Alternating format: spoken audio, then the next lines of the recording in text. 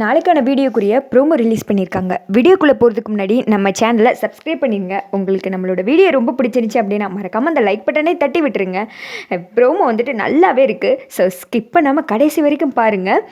First சீனில் பார்த்தீங்கன்னா நம்ம கார்த்தியும் ரூபஸ்ரீயும் பேசிகிட்டு இருக்காங்க இல்லையா, அந்த சீன் தான் காமிச்சிட்ருக்காங்க. பாரு உன் பாட்டியே நல்லா பாரு. அது மட்டும் கிடையாது, எனக்கு கண்டிப்பாக அந்த அன்னை தெரசா ஹோமில் பல்லவி வந்து பாடணும். அதுக்கு நீ ஒத்துக்கிட்டேன்னா உன் பாட்டி உசுரோட வீட்டுக்கு வருவாங்க.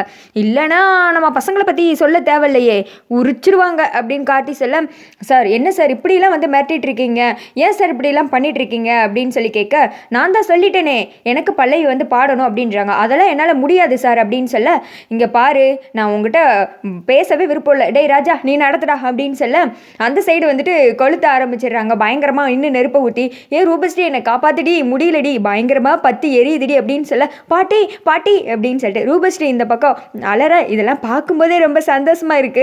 அந்த பக்கம் ராஜா சொல்றாரு, ஏமா ரூபஸ்ரீ எங்கம்மா இருக்க, இங்க பாத்தியா உன் பாட்டி படுற கஷ்டம் உனக்கு என்னன்னு தெரியவே இல்லையா, மாப்பிள்ளை சொன்னாருன்னு வச்சுக்கோ நாங்கள் என்ன வேணா பண்ணுறதுக்கு ரெடியாக இருக்கோம். இப்போ மட்டும் நீ சரின்னு சொல்லிட்டு சொல்லலைன்னா உன் பாட்டியை கண்ணாலே பார்க்க முடியாது. ஏன்னா இப்போயே பாதி எரிஞ்சிருக்குன்னு நினைக்கிறேன், எங்களாலே கண் கொண்டு பார்க்க முடியல.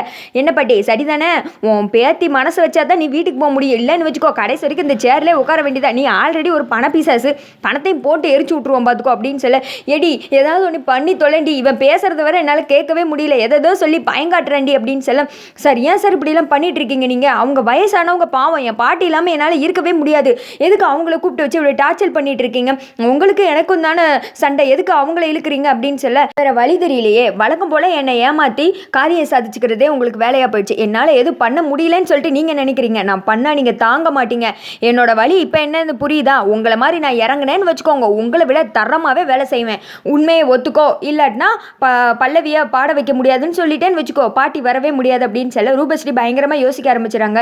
நீ யோசிக்கிற ஒவ்வொரு நிமிஷமும் உன்னோட பாட்டிக்கு தான் ஆபத்து அப்படின்னு சொல்ல, சார் ப்ளீஸ் சார் விட்டுருங்க சார் ப்ளீஸ் சார் அப்படின்னு சொல்ல, இதை நான் எதிர்பார்க்கல, பல்லவி எனக்கு அந்த ஹோமில் வந்து பாடணும், இன்னொன்று வழக்கம் போல் என்னை ஏமாத்தலான்னு மட்டும் ட்ரை பண்ணாது அப்படின்னு சொல்ல, சரிங்க சார் எனக்கு என் பாட்டி ரொம்ப முக்கியம், நான் கண்டிப்பாக பல்லவி அங்கே அந்த இடத்துக்கு பாட வர வைக்கிறேன் சார் அப்படின்னு சொல்கிறாங்க.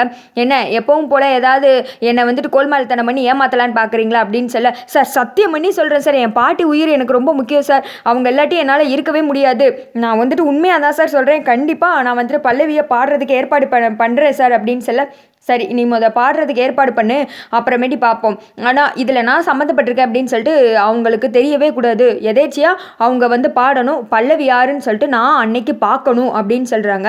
ஆமாம் பல்லவி யாருன்னு தெரிஞ்சாதான் நீ ருத்ரதாண்டமே ஆடுவியே அப்படின்னு சொல்லிட்டு ரூபஸ்ரீ மனசில் நினச்சிக்கிறேன், சரி நான் வர்றேன் அப்படின்னு சொல்லிட்டு அங்கேருந்து கார்த்திக் கிளம்பிடுறாங்க.